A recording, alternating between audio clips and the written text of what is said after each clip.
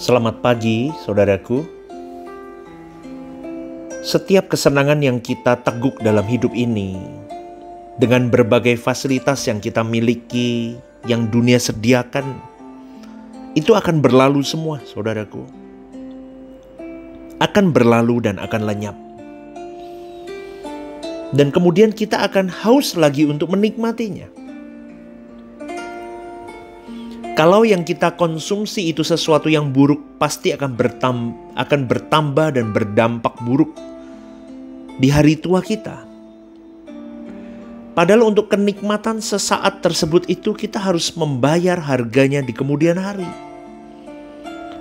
Ini adalah hukum dan ini adalah tatanan yang tidak bisa dihindari dan banyak orang terjebak di sana. Sehingga orang bisa terbelenggu oleh satu keinginan ke keinginan yang lain. Dan tanpa disadari, Tuhan disingkirkan dalam hidupnya. Sesungguhnya betapa mengerikan hidup seperti ini. Karena mereka berpikir hidup itu gratis. Dan kenyataannya hampir semua kita pernah terjebak di dalam irama hidup yang salah itu. Maka firman Tuhan mengingatkan keinginan mata, keinginan daging, keangkuhan hidup bukan berasal dari Bapa. Semua itu akan berlalu, tapi orang yang melakukan kehendak Bapa akan memperoleh hidup kekal. Jadi kita harus mengarahkan kesenangan kita kepada sesuatu yang akan menghasilkan kehidupan kekal. Itu yang dikatakan Tuhan Yesus, bekerjalah bukan untuk roti yang dapat binasa, tetapi bekerjalah untuk roti yang tidak dapat binasa. Bagaimana hidup kita bisa menyenangkan Tuhan dari menit ke menit?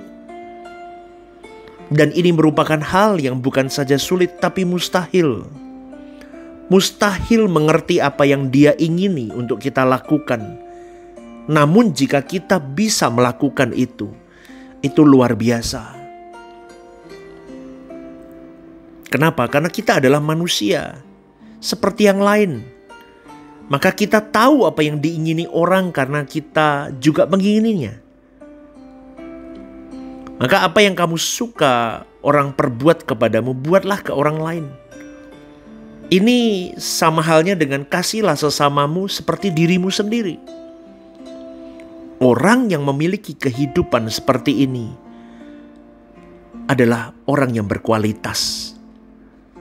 Dalam hidup kita masing-masing dengan pergumulan hidup kita masing-masing. Di situ kita memainkan apa yang Allah kehendaki untuk kita lakukan, saudaraku.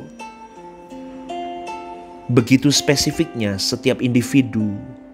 Begitu uniknya setiap orang memiliki arena dan area di mana Allah mau keinginannya, kehendaknya, dan rencananya dilakukan oleh setiap manusia itu dengan segala kerumitan pribadinya. Kembali ya, saya ingatkan, saya pernah berkata bahwa manusia itu rumit dengan berbagai komponen di dalam dirinya. Trauma, visi misi hidupnya, wah itu complicated, saudaraku. Tapi semuanya diramu jadi satu, dikunci jadi satu. Sampai mereka, setiap pribadi manusia itu dengan segala kerumitannya bisa melakukan keinginan, kehendak, dan rencana Allah. Yang akhirnya bermuara kepada sempurna seperti Bapa, serupa dengan Tuhan Yesus. Setiap manusia hidup. Wah keren, saudaraku. Kalau ikut Tuhan itu akan dibukakan kecerdasan-kecerdasan sampai kita bisa paham. Oh begitu ya harusnya aku hidup. Keren, saudaraku. Maka ada sukacita kalau kita bisa membuat Tuhan tersenyum. Ada sukacita kalau kita bisa menyenangkan hati Tuhan. Dan sukacita itu tidak bisa dibayar, dibeli dengan apapun. Sampai pada akhirnya kita dengan kesadaran penuh, dengan kerelaan penuh. Aku memang hidup mau senengin Tuhan. Karena aku bersukacita, aku menyenangkan hatinya. Nah itu yang jarang manusia bisa begitu. Tapi kalau kita bisa berjuang sampai di level itu, menyenangkan Tuhan itu menjadi candu hidup kita. Betul saudaraku, candu. Ya, kalimat candu itu lebih tepat saudaraku. Menyenangkan Tuhan itu adalah candu hidupku. Melakukan kehendaknya candu hidupku. Wah, keren saudaraku.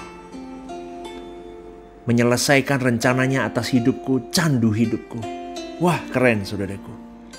Itu keberhargaan hidup setiap individu yang punya materai Roh Kudus dalam dirinya. Karena hanya orang-orang yang memiliki Roh Kudus dalam dirinya yang Roh Kudus itu akan bisa membuka pengertian seseorang untuk memahami apa yang Allah kehendaki. Dan jika kita hidup melakukan keinginan Tuhan, kita memainkan apa yang Allah kehendaki untuk kita lakukan dalam pergumulan hidup kita, berarti kita sedang mengumpulkan harta di surga. Dan kita akan memetik buah kehidupan di kekekalan nanti. Kuncinya itu, Tuhan candu hidupku. Wah, keren saudaraku. Itu kalimat yang pas sih sebetulnya. Ya, tepat. Dulu dunia candu hidupku, sekarang Tuhan candu hidupku. Keren.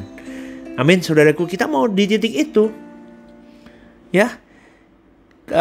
Kalau Tuhan Yesus sudah mati untuk kita, artinya kita yang hidup tidak lagi hidup untuk diri kita, tapi untuk Dia yang sudah mati untuk kita. Betul saudaraku, ini bukan mustahil. Kalau kita mau mempercayakan hidup kita ke Tuhan, tidak ada yang mustahil di hadapan Tuhan. Kita harus update terus candu kita ke Tuhan. Kita harus terus selalu berkata, Tuhan, aku mau hidup hanya bagimu, untuk kesenanganmu. Aku hidup hanya untuk melakukan kehendakmu, memenuhi rencanamu. Aku janji, aku mau melakukan semuanya. Meskipun aku tidak sanggup, aku mau berjuang minta Roh Kudus pimpin aku. Wih, keren saudaraku, dan betapa berharganya setiap hari yang Tuhan berikan. Dari menit ke menit kalau kita benar-benar melakukan itu semua. Maka yuk periksa hidup kita. Apakah langkah kita berkenan dari menit ke menit? Ya, suatu hari hidup kita di pengadilan Tuhan, kita akan ditelanjangi loh saudaraku. Dengan cara itu kita benar-benar memuja Allah mulai hari ini. Kita tidak pernah tidak punya masalah. Masalah satu selesai, masalah lain muncul. Mungkin juga masalah bisa terus sampai kita mati gak selesai. Maka jangan persoalkan itu. Jangan kita merasa hidup kita ini rusak, cacat, gagal. Belum saudaraku. Tapi biarlah dari masalah itu hidup kita jadi berbuah. Berbuah saudaraku. Betapa sulitnya mewujudkan itu semua kalau engkau hidup tanpa Tuhan. Amin.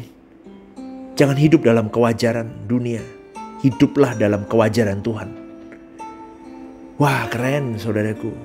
Canduku Tuhan. Kita bawa kalimat itu, canduku Tuhan. Canduku Tuhan. Jangan tunda, kejar itu. Ambisilah untuk hal itu. Berlarilah secepat mungkin. Fast respon. Segera tanggapi apa yang Tuhan mau dalam hidupmu dan hidupku. Sampai kita bisa menghidupi dan kita terikat dengan candu hidupku adalah Tuhan. Itu nyata dalam hidupmu dan hidupku. Ini hari Minggu saudaraku. Jangan lupa ke gereja ya. On-site. Ya, jangan malas, langkahkan kakimu ke gereja lokalmu. Ya, dukung gembalamu. Doakan gerejamu. Apa yang bisa kau bantu gereja lokalmu. Biar semakin banyak jiwa dimenangkan untuk kemuliaan Tuhan. Itu saja agenda kita, tidak ada yang lain. Ya, selamat hari Minggu, selamat beribadah saudaraku. Tuhan memberkatimu. God bless you.